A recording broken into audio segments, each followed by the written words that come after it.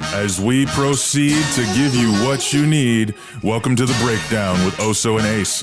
We are your host. I am the unimitatable, slightly relatable, yet oh so dateable, the one and only Ace One, my partner in crime, down to ride with a comment that snide, the dastardly deacon of dissent, DJ Oh So Fresh. Oh my God, I'm on video and they got me dancing. Thanks to GMP Studios. We are getting that it kind in. of music, See, you can't help but dance, man. I don't even know what to do when the intro's on. On my old show, we just tacked it on. No, the intro's on. It's hot. Moving. It's something you can dance to. If you see me dancing, please buy me another drink because I'm almost blacked out. I just want to let you know that you were listening to The Breakdown. I am Oh So Fresh, my man right here. Ace One in the building, GMP Podcast Studios. I'm loving this. This dude about 7 foot tall. Of course he in the building, man. Hey, you heard there was a volleyball tournament? Oh, see, here you go again. If there was, I go though. Professional volleyball player right here. LA. I wish. So, bam. We got a big show coming up for you today. We got the feds in the PDX streets. Man. That's a lot going on. That's really happening. Yes, and for all you people on video, yes, I'm reading off of paper because I prepare. Be prepared because you never know what's going to happen. Now, so much stuff we got notes. Our favorite rapper that everybody hated, who is much better through nostalgia than he was in his time, Vanilla Ice is getting his own biopic. That is what we're talking about. You got 10 minutes to share with me about that. And we have strange news stories from around the nation. It's just fun, crazy stuff. Is it really that fun and crazy? I mean, some of them, yeah. Yeah, I think so. We got some good ones. So if you like anything that you are hearing right now, I want you to hit the like button because you might be watching this on YouTube, and I want you to hit me up. I have a phone number. Yeah, this is old school. You can't snap this guy. It is straight up 971-209-2069. Right here from GMP Studios. We are right at 2400. 2400. What is this? This is just Burnside, right? 2406 East Burnside. It's east. Oh, we're right in between the east and the west. Man. Oh, we're in between the north and the south. That's what it is. It's just straight out East Burnside. It's straight out east. So, where else can they get in touch, Ace? So, yes, we got the phone number 971-209-2069. We also got OSO and Ace at gmail.com. Drop us a hint, drop us a line, from drop your us a AOL comment. Address. Hey, however you can get there, it's all good. I don't discriminate on those. Definitely make sure you go ahead and hit us up on the Facebook page, The Breakdown with OSO and Ace. We got us on Twitter at OSO and Ace, OSOANDACE. It still rolls off the tongue oh so beautifully. Well, look at you getting it just sounds so good to say. Let your tongue roll, Raul. How you do that? You do that? You do that Latin? You do that Latin tongue roll? Nah, I mean, just a little bit. You do? Call this man. He just motorboated on the radio for you. Call this man. He is lonely. Now you don't even know why. See, okay, here you go. Whatever. Let me tell him what's going on. So I told you, I'm retired. I'm not a DJ anymore. I still had to book a wedding yesterday. I mean, he don't want to believe me. Nah. And I'll tell you straight up, me and you, we friends, we talk a lot. I was a bit nervous, just a bit, because I didn't know if they wanted me to play that Killer Bang Bang Loke, that new stuff that's real slow. That's just not gonna work. It's just not. I mean, I don't care if your name is Future, Pop Smoke, Poke Loke, whatever your name is. I'm old and I don't play that. Nah. And tell you how old I am, homie, don't play that. How about that for you? Listen, take it all the way back. Let me. That explosion is just for you. Shout out to the Keenans. He said you're gonna be to the Wayans for what? For the show. If their movie making percentage was even close, I'm not even worried so much about that. The show was the bomb though. I mean, if their movie making percentage was like a shooting percentage in the NBA, they'd be on the end of the bench. I'm just saying because they don't make hits. You guys see every fourth Wayans movie and be like, oh, that's cool. They stop showing white chicks on TBS. I honestly have never seen White Chick. Oh, it's a good movie. I want to tell you. So I gotta stop for a second. I just gotta stop this for a second because I want to talk about something serious right now. I want you, because we're friends, right? As I look at you dead through this camera, I know you're there. You're here with me and Ace. I want you to pray for my sister. In whatever faith you may be, whatever you believe in, my sister is she found a lump and she doesn't know what's going on. And I don't get too serious with you too often. I don't share too much too often.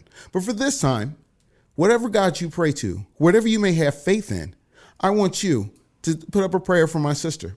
My sister, Michelle, she was always here with me for the podcast and stuff like that. I want to say it in past tense, but you know what? Let's get serious for a second. I need your help. I'm not asking you to donate to my GoFundMe. I'm asking you to take a second and put up a positive thought. Now, if you think you may be afflicted, I am still giving free mammograms at the house. Just letting you know. That's for real. And there's the one for the show. All right. So, but we're 5 minutes in going to hell. All right. But for real, if you know, you a lady, you got lady stuff on your fronts. You know that. You got that? Hey, what? Make sure you get yourself checked every year because we want you to buy our merchandise because we will be selling shirts. Selling shirts. Selling shirts. We're gonna be looking at hats. Right, we got other stuff coming up. It's your turn, my friend. Oh, what's going on? What's going on? What's going on? What's going on? This man. All right. So we were talking earlier about the AT&T store. One of my employees, like every now and again, we got the demo TV, so they'll throw different shows or whatever. He likes to watch soccer and baseball, and both of those sports started up recently. And it's weird, like as a fan of sports, but like watching it on TV just because of our new normal now. Yeah. With no fans in the stands, like I already don't like baseball. Like just as a sport, I don't like baseball. You not messing with, no Babe Ruth poster on your wall? Nah. I like Darryl Strawberry. He knew how to hit a home run and turn up. So I'm a Dodger fan because I am from Los Angeles. The only game that I went to was a Dodger game back when Oral Hershiser and Darryl Strawberry and all, like back in the golden days of Dodger history, right? His name was Oral. No, sorry, Moral. His name was Oral, wasn't it? You need help. OREL, but still, whatever. Anyway. Can I get some Oral on the field? Oral, you're up. There's Oral in the bleachers. There's Oral in the dugout. You say that now, that means something else. Oh man. But like it's just so weird seeing it on TV as like a spectator sport, and there's no fans. Like in the soccer stadiums, they have like tarps over the seats, and there's ads on them. Yeah. One of the they got to make some money. Oh, I totally understand. I mean, it's a loss of revenue not having people out there. In the baseball game, like one of the ads for it was like whatever the Tampa Bay. I don't even know who the Tampa Bay team is, but they were saying that fans could go ahead and buy a cardboard cutout of themselves to be at the game. Really? So that it would look like there were people in the stands, even though there wasn't. Let me tell you, Major League Baseball, if you watch the show, nobody was going to the games anyway. you really, there was enough room with the games where you could actually space people out. Have you ever, Yankees the most profitable team in baseball. If you go back and watch some footage of a game that took place at 3 o'clock on a Wednesday in Yankee Stadium, they could have spaced out about 6 or 7 seats apiece. Baseball is boring and slow. You hit more home runs. I'm sorry if you want to be good at pitching. Go someplace else. Go play cricket or something. I don't know, because I need more homers. I just watched something on on Mark McGwire. I've seen a couple things on Mark McGwire lately. Right. Hell yeah, I love steroids. Shoot, 98 was cool. That's the first time I ever wanted to watch baseball. Actually, somebody gonna hit a home run here. Right, with the Bash Brothers, definitely. I'm bored. I can't. At the game, I was told it was a social experiment, basically, and I'm like, I can do that at home, but even at home, it's boring. And now it's like I said, it's just weird.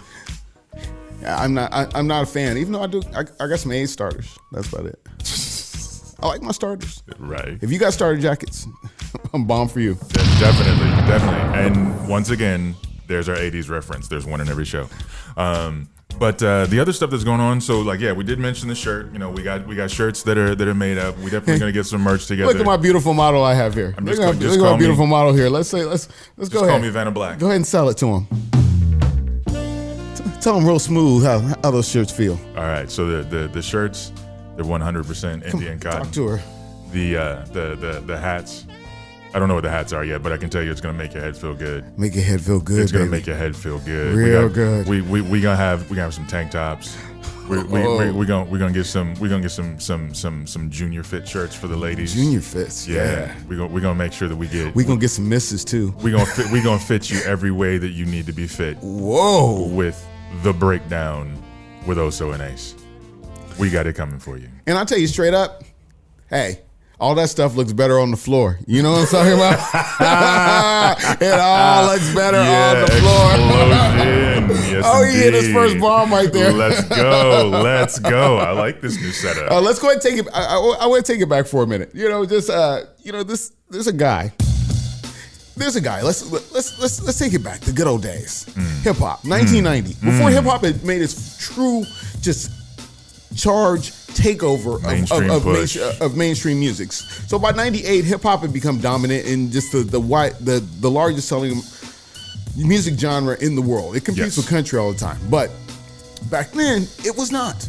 Back when you used to, the hip hop section was at the end of the R&B section, or the hip hop was mixed into the R&B. It was a totally different thing back then. Right. It used to be called the R&B charts, and hip hop records were lucky to be there. Well, this brave Caucasian, he set records by selling 15 million rap albums. Now you might know his name, Henry. Is it Henry? Robert Van Winkle. We were talking about Vanilla Ice, and this man is getting a biopic. Yeah. And we were having this discussion before. You were saying it was not well deserved. And I'm like, yeah, if you look at the stats, he's up there with Drake on selling records. And that's the weird thing, especially back then, not knowing that stat in particular for the 15 million, and what would be considered like the hard hitting impact. Like, he was widespread, but it wasn't necessarily like hard hitting. Like, he had a couple of songs everybody remembers, right? Oh yeah, something that, I mean, it's an earworm. You listen to it once and like you're singing it for the rest of the day. But in terms of like overall career and albums and all of that, like, that's what I'm not thinking like, wow, he had this major career. But yeah, I mean, he did have that impact. Like, that was huge. So if you're a Tribe Called Quest fan, he probably sold more records with his first album than Tribe Called Quest sold their whole career. Now, I'm not equating quality. Mind-boggling. Let's not go for quality. Right. But this man sold some albums. Yeah. Like, seriously, 15 million? You're lucky if you can sell probably 1 million now. It doesn't even make the record the way they count up albums doesn't even make sense anymore. So let's not go too deep into that. Right. That's not the way to go. But I'm tripping because what's his name? Dave Franco. You know, what's his brother's? James Franco. James Franco's his big brother. Dave Franco. He's been in a lot of movies. I could not think of one, and I was too lazy to look one up. So hold that against me. He was in a heist flick recently. He was like the do your homework. You got a smartphone. Even if you can only afford that Android from Cricket, you can use that to look up some facts and find out what I'm talking about. And honestly, come talk to me at AT&T if you're just chilling with Cricket.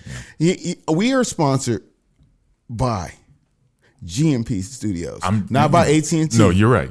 And who wants to come see somebody who can't help them with their phone bill? I mean, why come see you? You work far out. No, you wanted the hookup on the phone bill. Nah, I can go ahead and get you a deal. That's what they call help. Shit, that's what you call it. No, that's what they call help. I don't want to hand up. I want to hand out. You definitely need help. What kind of help I need? All kinds. If you're gonna clown my friend, you should clown hard. I'm saying you need all kinds. I don't have a list long enough. You don't have a list long enough. That's cool. So anyway, back to the biopic. As you could see, my co-host was really talking loud, like he wanted to get his big clown on. But man, there was some wolf tickets. Give you an explosion for that. Oh man, there was just so much to be said. I want to put my little funky beat back on one more time because I feel. Do it. I feel a little. Yeah, there we go. Get a little bit more of that military vibe. So I really want to address what's been going on lately. I am a career Portlander. I call it a career because it's like this thing you just can't get out of. It's like a military career. I just keep signing up for 4 more years. I don't know why. I'm still here. but it's lovely, and I got great friends. You're just here for another tour. I don't want to move too far away from GMP Studios, where you should be at, 2400 East Burnside. I want to say Broadway, because that's where my posse hangs at. Anyway, so I just want to take a time. I wrote a little piece. I want to address what's going on currently in my city. Talk to the people. Now, I got to ask you, when is the time to shoot? Now, with unrest filling our streets, I'm asking, when do we start shooting? The lack of ability of my government, our government, you might not claim it right now, to be able to protect a federal building, that kind of puts me in a position where I fear for my own property, because the government has two roles to me. That's to pave roads, which they don't do very well. Every road is messed up. Man, I used to have nice rims. Now every pothole is the government shorted me of having nice rims because every pothole messed them up. And number two is I just keep order. And what I'm seeing is a lack of order going on in my city. Now, I'm not saying anybody should get hurt, but I'm saying when you go to Area 51, they shoot you quick. So when it comes to government property, I'm like, why just step off? Because I live by the rule that I'm not running up in that building, because I live in the fear that I'll catch a hot one. And if you think your government will not get enough and do something different, you should ask every country we've been in a conflict with. Ask the civilians over there.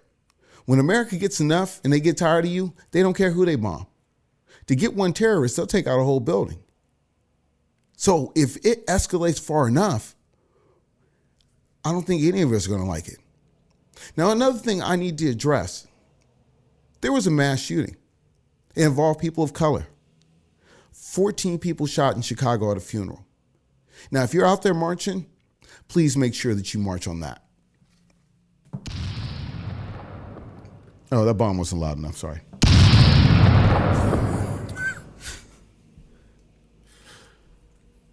There's a lot. There's a lot that you said in that. Bring it, my friend. There's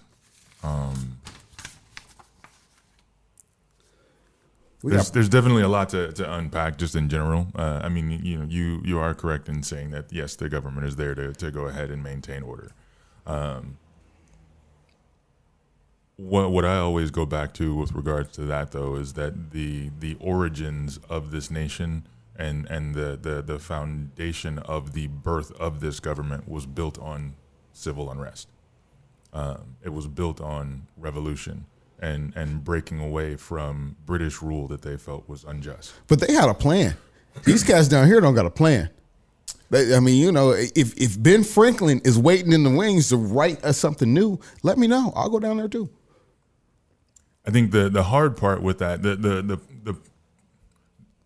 the plan for the people that are actually wanting change, and this is where it gets muddy, because there's people out there that actually want change, and there's people out there that are just acting wild, and then there's people out there who just want to break stuff, and add to the mob mentality, and just want to get away from whatever there was. And those people, I don't think, have a plan whatsoever. In terms of the people that are actually wanting to have real change and move forward with just a better country, they're attempting to do it in the only way that we have been. It's been demonstrated that we can, because any other way they say, oh, well, don't do it that way. Well, don't do it that way. Well, hold don't on. Do it that way. I need you to describe better for me, because 1960 and 2020, it's better. It's between 1960 and 2020. There's no way you can't tell me this country is not better. How much and where is the promised land? Because I haven't. I read, I listen, but nobody told me what am I going for? Where am I going? What you give me three things that will solidly be better in what they're going for, or because I can't support that, because I don't know, they haven't shown me an end game. I live in a great America. Maybe I'm just privileged, and hell yeah, I'm privileged. Hell yeah, right on. If you privileged too, if your mama bought you a car when you was a kid, hell yeah. Right on. Don't be ashamed that your parents were able to get up and pay the bills and go to school. Don't be ashamed of that. And they try and shame you for that. But go ahead, my friend. Go ahead and tell your piece. I don't think anyone's trying to shame someone for that. In that conversation, I think that specifically comes from like, then what are you doing with it? If you have that, like what are you doing with it? I put black people like you on camera. So no, it's not like some big kumbaya, idealistic, perfect utopia like that. That's not what we're saying. Yes, you're right. It is better from back then. You can also agree that there's a lot of room to grow. And plenty of space to go ahead and benefit. I mean, when you talk about like, we were going over what Kanye said about Harriet Tubman and not actually freeing the slaves, but basically just taking them to work for other white people. Now, yes, their situation was better than where they were previously because they were no longer slaves. Sure. However, they were still, in many cases, indentured to other people, but at least they had a way to go ahead and try. There was an avenue where they could try and work towards getting themselves out of that, as opposed to slavery. There was no avenue. So yes, it was better. Yeah. But there's a whole lot of improvement that could have happened from there. And over time, since then, it has gotten even better still. So if I kick it, I live in an era, and I'm post Civil Rights Act. Mm-hmm. I'm post equal opportunity. Mm-hmm. I benefited from that. Mm-hmm. I benefited from both. I have friends that are like, yeah, come on over, apply for this job. You're black, you'll get in there. There's just a lot of opportunity. So I don't see. I'm just not oppressed. So I understand. And I'm not gonna tell you where I live, but you can send me hate mail all day. You can call me and tell me at 971-209-2069. Hey, I'm not oppressed, man. So if you got gold logos on your Toyota, you are not oppressed. Here's the thing, though. So this is very much a movement that isn't about any one specific person. It's not about black people either. It is, though. But see, the thing is, like you said, you are not oppressed. You specifically are not oppressed. You're doing all right. You're doing fine, right? Yeah. However, there are, even with regards to the things that have happened in the last few elections with gerrymandering and changing the districts on where which votes can apply for which candidate who's doing all the gerrymandering? In most cases, it has been white Republicans who are trying to. I would disagree with you on that. It's pretty 50-50 because a lot of Democrats like to stay elected, and the Democrats play along in those gerrymandering in that gerrymandering to make sure that they get elected by their black district. So I wouldn't play it like that. Okay, but even if that's the case, though, that's still that in and of itself is not better. Like if your vote's supposed to count, then your vote's supposed to count. That's why I don't understand where gerrymandering and racial equality really come into play. I think we're talking about two different things. Let's get on the same freeway here. I'm talking about people going outside, tearing up stuff in the name of I in my life mattering. And is it because there was gerrymandering? I can only speak on where I live. There ain't no gerrymandering where I live because there ain't enough black folks to be around. That gerrymandering is played on both sides. So I don't want you to say that's something that's really putting black people at a disadvantage. If it's putting black people at a disadvantage, it's also helping black people get elected. So everybody's playing that game. How is it helping black people get elected? Because you put all the black people in one section. That's not helping black people get elected. That is helping black people get elected. That's how the Democrats are playing it because you do a racial divide when you're working your gerrymandering correctly. You pretty much divide it up into factions. So if you have a mostly black, you convert them into pretty much racial districts. So if I'm Joe Black guy. And we split it up. So this hood, and I've seen this map. I've seen this map where it runs. It's like a thin line that runs all the way through one of these cities on the East Coast, and it's just a black neighborhood. And they continue to elect black people. The gerrymandering. I think you're having a hard time comprehending the gerrymandering works both ways. No, I don't. I don't think. I'm just saying it does work both ways because if you divide it up and you put all the black people in the same district, they're going to vote for a black guy. Yes, it can if there's a black guy running. Yes, I don't think there's always going to be a black guy running. There's not always going to be a black guy running. I'm just saying overall, I mean, roll with me here. I am. Overall, But the thing is, as well, you were talking about the fact that it's better and you're not oppressed. Those types of things for gerrymandering, those types of things for redlining with regards to the real estate and families being able to buy homes and have that generational wealth that goes back through from their great grandparents. When you're talking about people buying their kids a car when they're 16, what about someone who's going and giving themselves or giving their kids $100,000 because of the house they were able to buy back in the 40s and 50s, and this black family was not able to because they were redlined out of the district or were you see, I can't roll with that. My grandparents bought their houses in the 40s and 50s. They just found a neighborhood where they could buy a house. Right. They just kept it pushing. But it's few and far between where that was possible, is what I'm saying. The majority of it happened when there was. But what I'm saying, it is few and far between today that there would be redlining. Very few and far between. It's not about the redlining happening today. It's about the effects of the redlining back then. I got to live for today, my brother.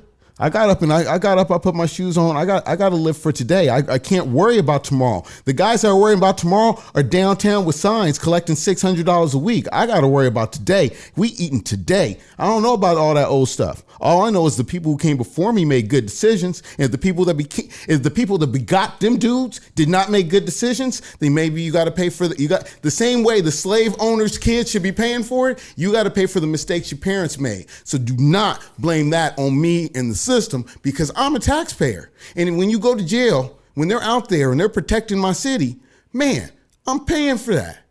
Everybody wants to go, I pay your salary teacher, I pay your salary police officer. Well, I am on the downside of all the overtime being paid. All right? Can't even fund the schools over here. But it's okay for you to take up that much time? Come on, man. Let's play it like it really should be played.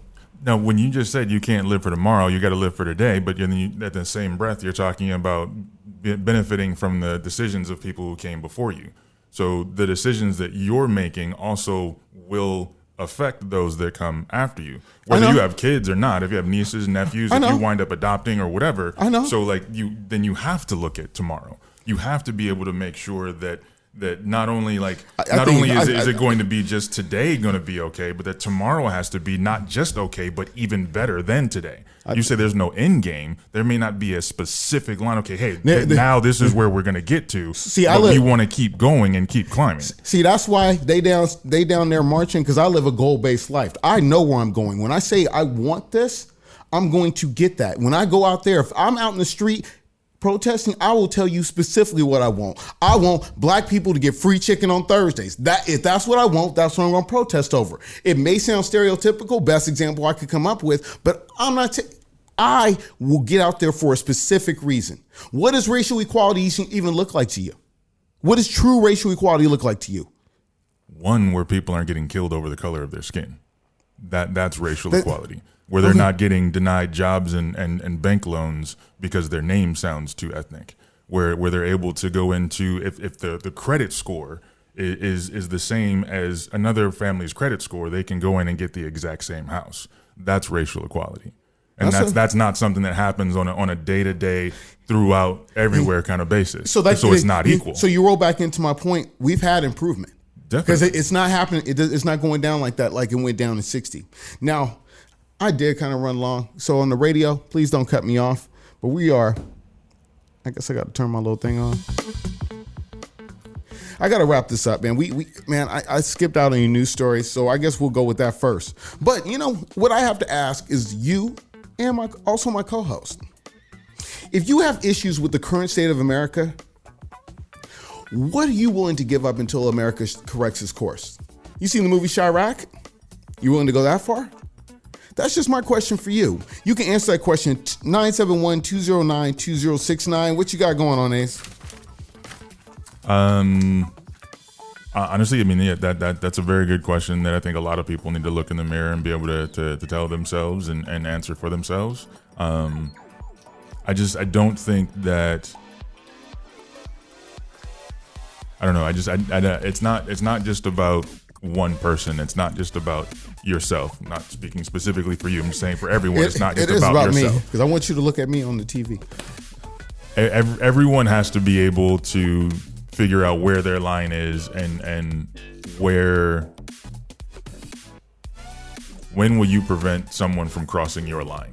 If the line is constantly moving, then you wind up getting yourself in a position where anything can happen to you. So where is your line? Like you said, what will you sacrifice to be able to make America change its course? It's a very good question.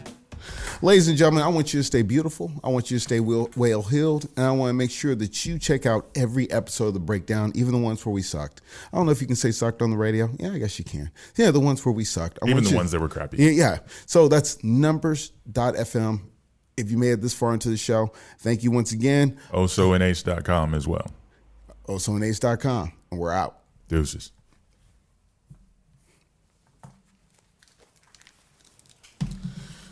Good work, my friend.